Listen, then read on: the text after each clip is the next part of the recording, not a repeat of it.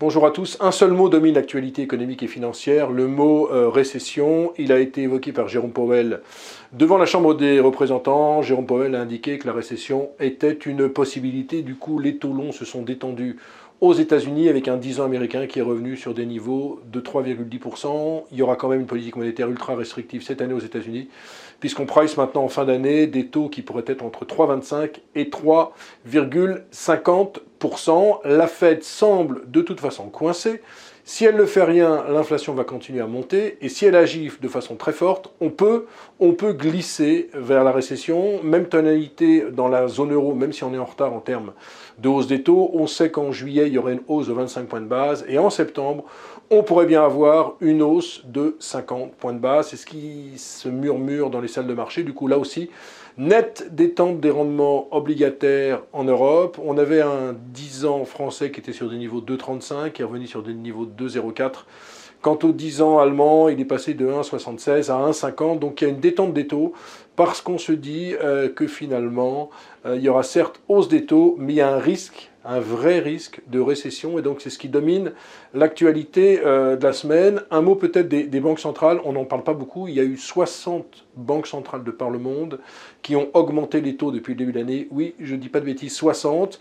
Il n'y a que la Chine et la Russie qui sont à l'écart de ce mouvement. Mais cette semaine, on a eu augmentation des taux en Norvège et augmentation de 100 points de base des taux en Islande. Alors c'est vrai que je ne sais pas si beaucoup d'entre vous ont été du côté de Reykjavik, c'est un tout petit pays.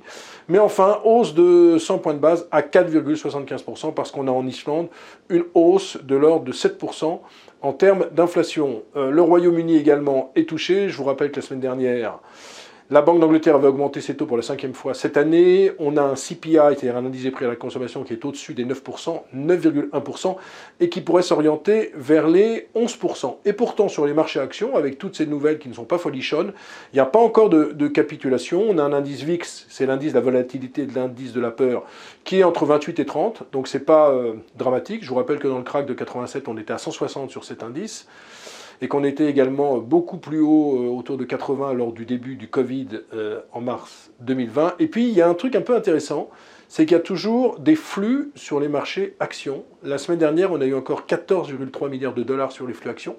Ça veut dire que les investisseurs continuent à privilégier les actions. Donc, ce n'est pas un mouvement de capitulation, il n'y a pas un mouvement de décollecte du tout. Il y a un mouvement de collecte parce que certains se disent que finalement, récession, voire forte hausse des taux, sont largement intégrés dans les prix des actions. Et c'est pour ça que les actions ne baissent pas vraiment. Alors vous allez me dire, oui, on a perdu 18% depuis le début de l'année. Oui, mais c'est justement parce qu'on a perdu 18% depuis le début de l'année qu'il n'y a pas de forte baisse des marchés actions. Maintenant, le juge de paix, il va intervenir dans les 15 jours, 3 semaines, avec la publication des résultats des entreprises, États-Unis, puis après en Europe. Est-ce qu'on sera capable de tenir les 23-24% de hausse des bénéfices sur l'exercice 2022 ?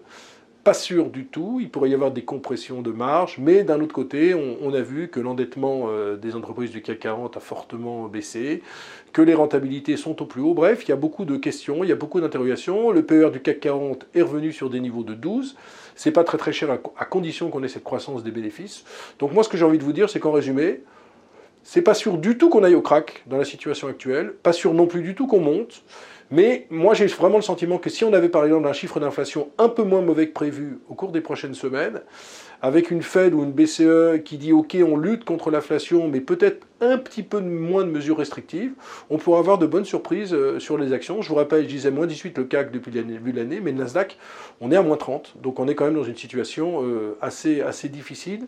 Et donc la grande question, c'est se dire, est-ce que tout cela n'est pas intégré dans les cours de bourse? Pour l'instant, toujours pas de capitulation sur les marchés actions. Alors, pas de forte croissance à attendre, mais pas sûr non plus qu'on s'effondre tout de suite. Voilà, excellente journée, excellent week-end, on se retrouve la semaine prochaine.